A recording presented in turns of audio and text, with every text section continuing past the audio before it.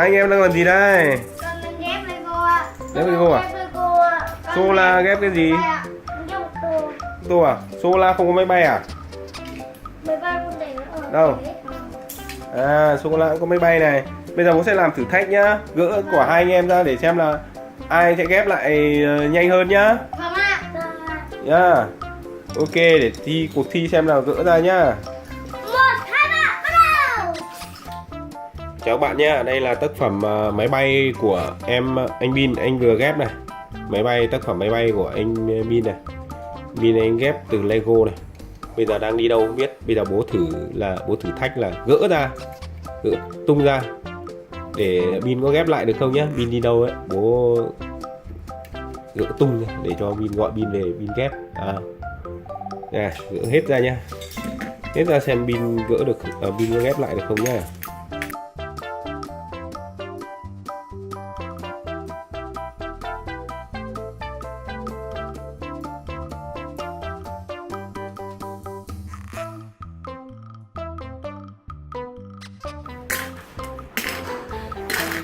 Đấy nha các bạn nhá, hết sạch nha, không còn gì nha.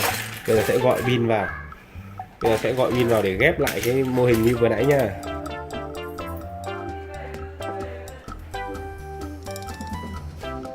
Đây các bạn xem này. Đây là cái đống Lego đổ nát này. Ghép lại từ những đống Lego đổ nát này ra này. Đấy, anh Sô-cô-la. Đây Sô-cô-la. Anh Sô-cô-la cũng đang tìm để ghép này. Đấy, đang tìm để ghép này. Ghép các mảnh ghép đấy. Để trở thành, để được cái này. Bây giờ sẽ gọi Bin về nhá. Bin ơi. Về đây. Bố bảo này. Đi chơi về à? Bố bảo này, cái máy bay của con này bố đã vừa tự gỡ ra rồi. Bây giờ con ghép lại được không? Có. Ghép lại được. Phải trắng thế cơ. Thử nhá. Bắt đầu nhá. Hôm nay chúng ta sẽ thử thách này, cho anh Bin ghép lại cái đống Lego này nhá. Là cái tác phẩm của con là tác phẩm gì nhỉ? Máy bay chiến đấu. Máy bay chiến đấu à? Nhưng mà như này con ghép lại được không? Có. Ok. Chuẩn bị nhá.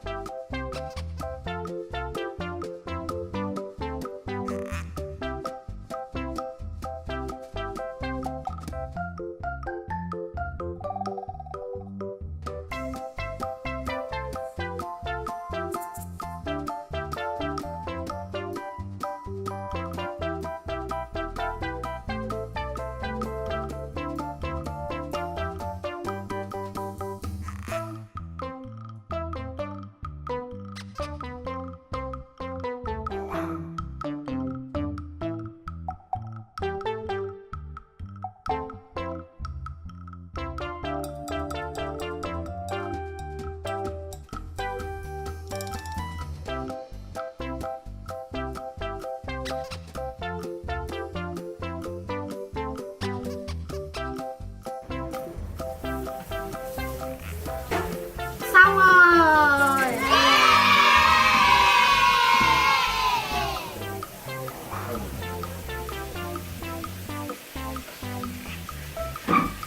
Hai hộp sữa mà. Wow. Bin đã ghép xong rồi cơ à? Bin đã ghép xong rồi cơ à? Vâng ạ. Con ghép cái này, con ghép lại có khó không con? Không ạ. Không à? Ui, tác phẩm của Bin ghép lại này. Đấy, các bạn xem nhá, từ cái cũ nó như nào thì Bin ghép lại như vậy nhá. Mình thì mình cảm nhận như là các bạn nhìn nhá, tác phẩm của Bin này trước khi bố phá ra mà sau khi đây là tác phẩm, ở đây là tác phẩm sau khi ghép lại nhá của Bin này, Mr Bean này đấy, Đoàn Đăng Minh nhá, có đây là có cái kênh YouTube là Đoàn Đăng Minh này đấy, ghép lại này các bạn nhìn xem và ủng hộ nhá, like share và đăng ký kênh ủng hộ bạn Bin nhá để bạn còn ghép được nhiều tác phẩm khác đẹp hơn nhá. Đây là một tác phẩm ghép từ những cái Lego vụn nhá các bạn nhá, từ Lego vụn này ra nhá, chứ không phải là một bộ nguyên đâu nhá. Đây là những cái mảnh Lego vụn là Bin đã ghép ra thành một cái tàu bay này nhá. Máy bay à? Máy bay này Bin đặt tên là gì? Máy bay phản lực. Máy bay phản lực à? Máy bay phản lực. Ok. Bin mô tả qua cái máy bay của Bin nào. Nha. Đây là cái động cơ để bay, khi bay nó sẽ ở lên. Đây là cái bánh. Rồi. Nếu các bạn không có thì các bạn có thể dùng cái bánh khác cũng được. Đây là cái đuôi, phần đuôi, hai cái đuôi này phải lắp vào đây. Đây phần này là một cái động cơ để máy bay. Trong này tôi để các thứ loại đồ ở trong này. Đây là một cái cánh này, cái cánh này tôi lắp thêm nhiều cái cánh vào để nó cho nó dài đẹp. Tôi trang trí thêm cái cánh. Ok. Cái cánh gì sao? Tí nữa. Đây là cái máy bay phản lực Lego.